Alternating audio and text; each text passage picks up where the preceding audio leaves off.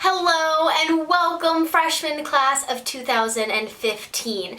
This video is going to be for all the incoming freshman people. I'm going to be giving you some advice that I think is really important to kind of get in your head before you embark on this really exciting new chapter of your life. So I have a few tips and a few kind of like tricks to getting through your first year and just some helpful things. And I just really wanted to make this video because I've gotten a lot of questions, and instead of addressing it in messages, I thought I'd address it in a video.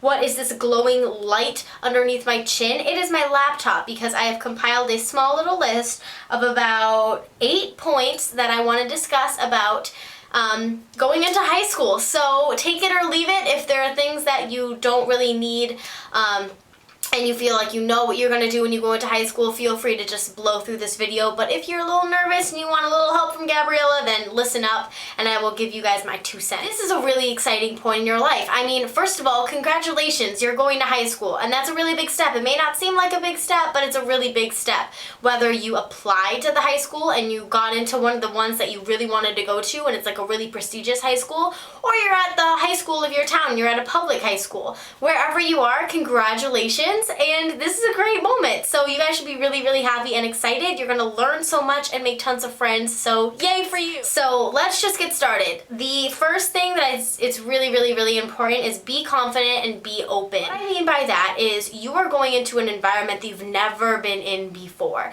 High school is very different from middle school. Very, very different from middle school.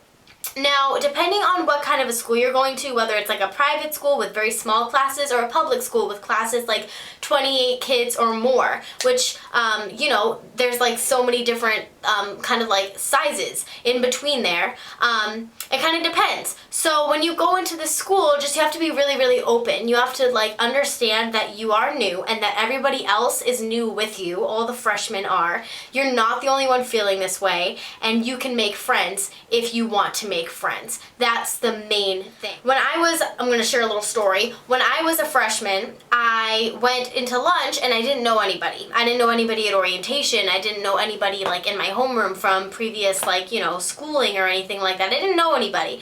So I made it like my job at lunch to literally just sit at a random table every like day. So I would sit at a table with one person and then I would sit at a table with another person, and it was just like really random. I didn't really make any bonds that way, but it just helped me feel more welcome knowing that I could sit down and it was going to be fine. And then after a week of that, a girl came up to me and was just like, "So where do you sit at lunch?" And then I was just like, "Oh, I mean, I just sit at a random place." She's like, "Oh, I have a table going if you want to sit with me." And then that relationship started, and now she's my best friend. So sorry, my computer tells me what time it is. So it started from there, and it all started from me just sitting down with random people and then meeting that one person and then forming a bond with her and forming a table that I just continue to sit at the entire rest of the year. So that's a really big one. Number 2 is join clubs or join sports. This is a really, really, really, really important one, guys. If you are not the athletic person, join a club. There are so many clubs in high school, whether it's like a recycling group, whether it's theater guild, which is what I joined, whether it's just like a student council like initiative kind of group, or whether it's football, soccer, hockey, or any other sports that your high school offers, join them.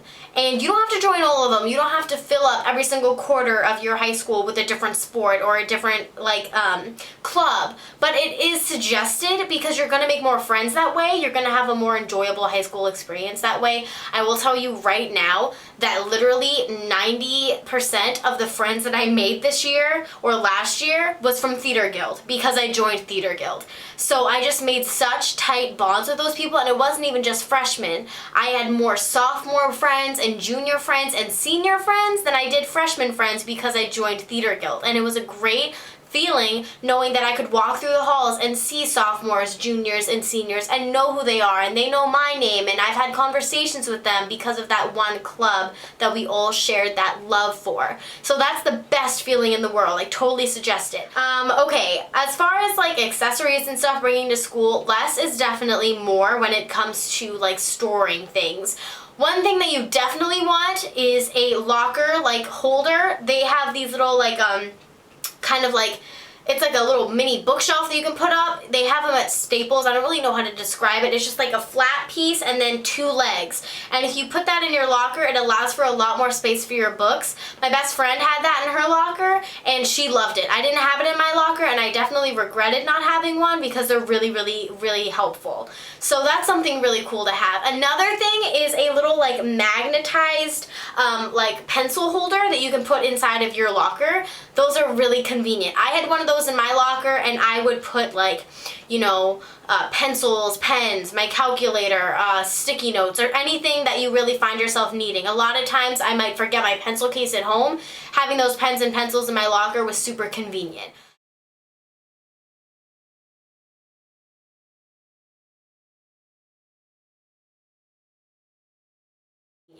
As far as having a backpack, again, you want a small backpack. I cannot stress that enough.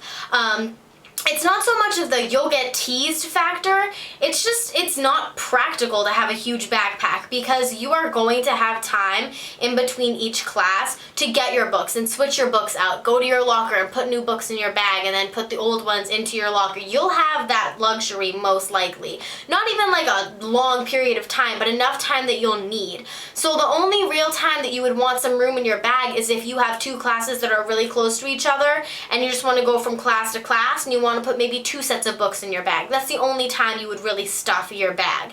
Other than that, a small bag is definitely the best. There's JanSport bags. I have a Kipling backpack. It's just a small black backpack.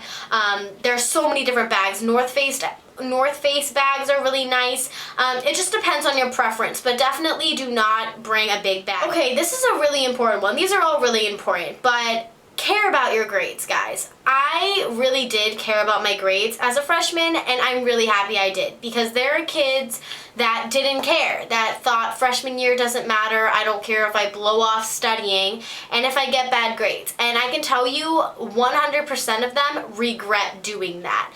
They wish that they actually committed to their studies and they did well because they know it'll help in the end. You can't think of it as freshman year doesn't matter. You think of it as freshman year matters just as much as all the other grades. Even if it doesn't. Even if it is true that colleges look at your junior year grades the most, but they look at the cumulative grades from all of the 4 years.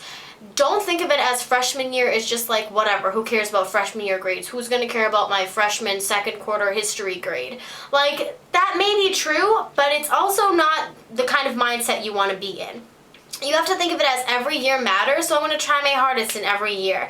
And that goes along with the next point, which is don't freak out if you get a less than average grade. It's going to happen. It's bound to happen. And if that doesn't happen to you, kudos to you. You must be really, really smart. But it's definitely happened to me. A lot of times there's that test where you just really can't grasp the concept no matter how hard you try. So when you take the test, you're like, God, I wish I knew this better than I do. I studied so hard, but I'm going to blow it and I'm going to get like a D on it. That's a bummer, but I'm not going to let it affect me. I'm just going to grow from that and know that I need to go about studying in a different way. That's how you should think of it.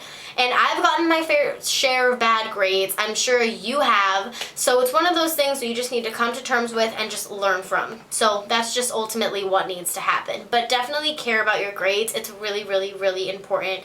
And you will be happy that you cared about them when you're applying to college. And you're like, thank God I didn't blow my freshman year and I actually pulled off like a 3.7 GPA.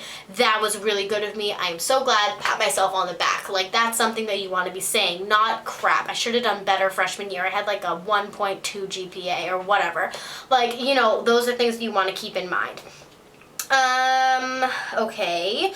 The next one is get ahead and time management. These kind of go together in a sense. When I say get ahead, it kind of means that if you don't have homework in one of the classes that you struggle in, take that as an opportunity to get ahead. There have been so many points in like my history class. History was my hardest class. I like barely pulled off like a C+ at the end of the year because that class was just like really difficult for me. So whenever there was free time, whenever I had no homework or anything for like a couple days, or whenever there was a chance where my teacher was like, this homework's going to be due Wednesday, but I'm giving it to you now, and today's Monday, so you have today and tomorrow to work on it, I would get it done Monday and then take the opportunity on Tuesday to review it and go ahead. Yeah, maybe that sounds nerdy, maybe that sounds dumb, but it really isn't that dumb when you find out that your test grade went up 20 points because you took that time to study that section of notes that you would have easily lost 20 points for if you didn't take the time to study. I really think it's important for you guys to get ahead, and I'm just telling you this because I want what's best for you guys. I want you to do well in school. I want you to get into the college of your dreams,